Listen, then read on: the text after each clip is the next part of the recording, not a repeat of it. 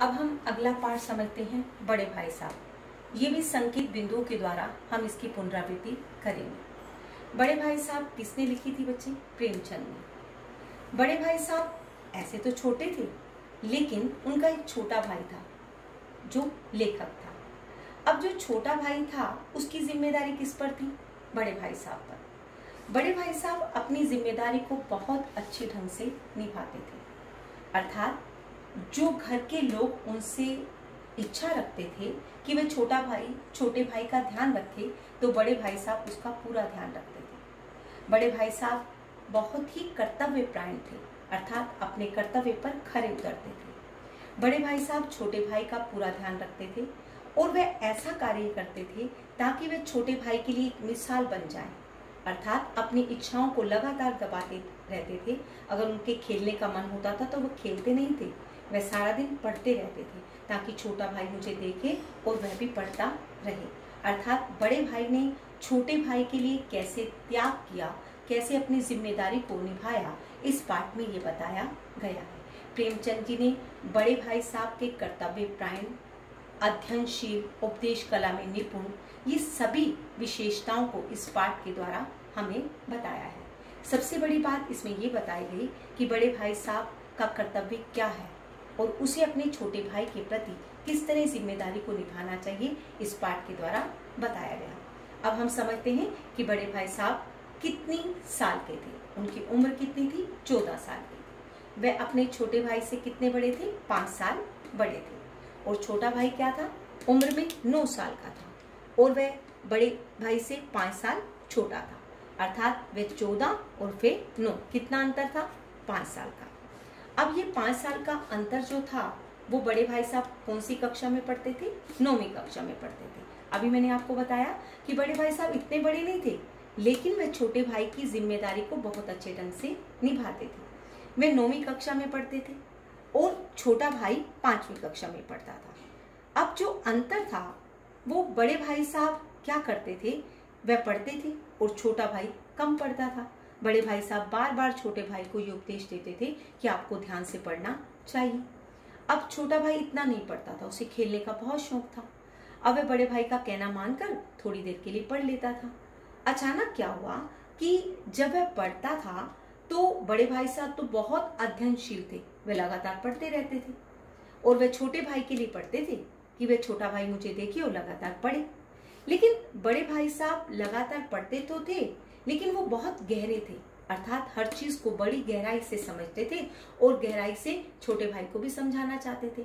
लेकिन छोटा भाई इतना नहीं पढ़ पाता था, उसका मन जो था पढ़ाई के अंदर नहीं लगता था।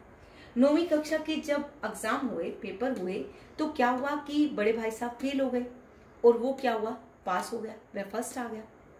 अब वह अगली कक्षा में हो गया, फिर अगली बार फिर बड़े भाई साहब फेल हो गए, फिर वह अगली कक्षा में आ गया, अर्थात 5वीं से वह 8वीं कक्षा में पहुंच गया। अब जो अंतर था वह कितना? 1 साल का रह गया। अब 9वीं कक्षा में बड़े भाई साहब पढ़ते थे और वह 8वीं कक्षा में पहुंच गया। कहने का अर्थ है कि बड़े भाई साहब 2 बार फेल हो गए और छोटा भाई लगातार पास होता गया। अब छोटे भाई को ये लगा कि बड़े भाई का जो दबदबा है वो मेरे पर नहीं रहेगा, लेकिन बड़े भाई साहब अपनी जिम्मेदारी को बहुत अच्छे ढंग से निभाते हैं और वे बड़े तर्कशील थे, अर्थात अपनी बात को बहुत अच्छे ढंग से रखते थे। वे अपने छोटे भाई को बहुत अच्छे अच्छे उदाहरण देकर कहते हैं कि रावण का भी अभिमान नहीं रहा, वह बड़ा बुद्धिमान था। वह उसको रावण का एग्जाम्पल देकर कहते हैं कि वह भी बहुत बुद्धिमान था, उसने अभिमान किया तो वह गर्त में चला गया, अर्थात वह नीचे गिर गया, इसलिए आपको अभिमान नहीं करना चाहिए। इसलिए वे छोटे भाई को अच्छे अच्छे तर्क देकर वे उसे समझाते थे कि आपको अपने जीवन में अगर आगे बढ़ना है तो आपको लगातार पढ़ना होगा। वे उपदेश कला में बहुत निपुण थे, वे बड़े अच्छे अच्छे उपदेश देते थे और अच्छे अच्छे उदाहरण देकर अपने भाई को समझाते थे। कर्तव्यपरायण बहुत थे, अर्थात अपने कर्तव्य का बहुत अच्छी प्रकार से पालन करते थे। अब ये सारे गुण बड़े भाई साहब के अंदर थे, लेकिन वह 9वीं कक्षा में पढ़ते थे और 2 बार वह फेल हो गए, इसलिए छोटा भाई 5वीं से 8वीं कक्षा में पहुंच गया। अब अंतर क्या था? 1 साल का रह गया। अब जो छोटा भाई था वो पढ़ाई में बड़ी अरुचि लेता था, पढ़ने का उसका मन नहीं करता था। छोटा भाई बड़ा भाई उसे कहता कि टाइम टेबल बना, वह टाइम टेबल तो बना लेता था, लेकिन टाइम टेबल पर वह खरा नहीं उतरता था। टाइम टेबल बनाकर वह उसे पढ़ने के लिए बैठता तो बाहर से खेलने की आवाज बच्चों की आती, तो उसका मन जो था खेलने की तरफ जाता और वह पढ़ाई को छोड़कर खेल की तरफ चला जाता। अब जो खेल कूद में उसकी रुचि बहुत अधिक थी, उसका मन जो था खेल कूद में लगता था कि उसके साथ किस्मत ने भी साथ दिया कि जब भी वह थोड़ा सा पढ़ता था वह कक्षा में पास हो जाता था और अगली कक्षा में चला जाता था। उसका जो आत्मविश्वास था वो बढ़ता चला गया। और बड़े भाई साहब, अब थोड़ी देर के लिए तो उनका दबदबा कम हुआ, लेकिन उन्होंने अपने कर्तव्य को नहीं छोड़ा। उन्होंने अनेक उदाहरणों के द्वारा अपने छोटे भाई को कहा, चाहे आप कक्षा में कितने भी आगे चले जाएं, लेकिन मेरा जो अनुभव है वो आपसे बड़ा है और मैं आपको लगातार गलत राह पर नहीं जाने दूंगा और आपको सही रास्ते पर जाने के लिए जितने भी मुझे जिम्मेदारी को निभाना पड़े या कोई भी रास्ता अपनाना पड़े वो मैं अपनाऊंगा। अब जो छोटा भाई था, थोड़े समय के लिए तो वह बड़े भाई साहब की बात सुनता था, लेकिन कई बार वो बात नहीं सुनता था। अब उसका जो शौक था वो पतंगबाजी में चला गया और लगातार सारा दिन वह पतंग उड़ाता रहता था और सारा दिन बाहर रहता था। अब बड़े भाई साहब को इस बात के लिए अच्छा नहीं लगा। जब एक दिन वह पतंग उड़ाकर घर वापस आया तो उन्होंने बहुत गुस्सा किया और उन्होंने कहा कि अगर तुम इस तरह करते रहे तो आप अपने जीवन में सफल नहीं हो पाओगे। आप ये सोचते हो कि मैं फेल हो गया हूँ और मैं आपको डांट नहीं सकता हूँ, ऐसा नहीं है। मैं आपसे 5 साल बड़ा हूँ तो मैं 5 साल बड़ा ही हूँ। मेरा अनुभव आपसे 5 साल बड़ा है, इसलिए मैं आपसे बड़ा हूँ और आपको समझा सकता हूँ। अब एक दिन जब उन्होंने बहुत डांटा तो उन्हें क्या एहसास हुआ, छोटे भाई को ये एहसास हुआ कि जो बड़ा भाई है वह सही कह रहा है।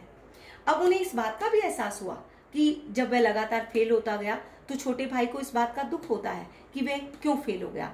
एक बार तो वह बहुत दुखी होते हैं, कहते हैं मैं भी फेल हो जाता तो ज्यादा अच्छा था। तो यहाँ पर उसकी जो रुचि थी किसमें थी, पतंगबाजी में थी। और अंत में बड़े भाई साहब छोटे भाई को ये समझाते हैं कि अगर तुम इस तरह आवारागर्दी करते रहोगे, लगातार खेलते रहोगे तो अपने जीवन में सफल नहीं हो जाओगे। तो वो क्या करता है, छोटा भाई इस बात को समझता है, अपनी गलती का एहसास करता है और बड़े भाई साहब की बात मानता है। अब यहाँ पर छोटे भाई को इस बात का एहसास हो जाता है कि जो गलती वह कर रहा है वह बड़े भाई साहब के आगे नतमस्तक हो जाता है और कहता है कि मैंने गलती की है। यहाँ पर बड़े भाई साहब के जितने संकेत बिंदु थे, पहले क्या था, वह 14 साल क्या था, बड़ा था। 14 साल का था, वह 5 साल बड़ा था। उम्र 9 साल की थी, वह 5 साल छोटा था। वह 9वीं कक्षा में पढ़ता था। वह 5वीं से 8वीं में कैसे पहुंचा, वह 2 बार फेल हो गए। उनमें गुण क्या थे, अध्ययनशील, तर्कशील, उपदेश कला में निपुण और कर्तव्यपरायण।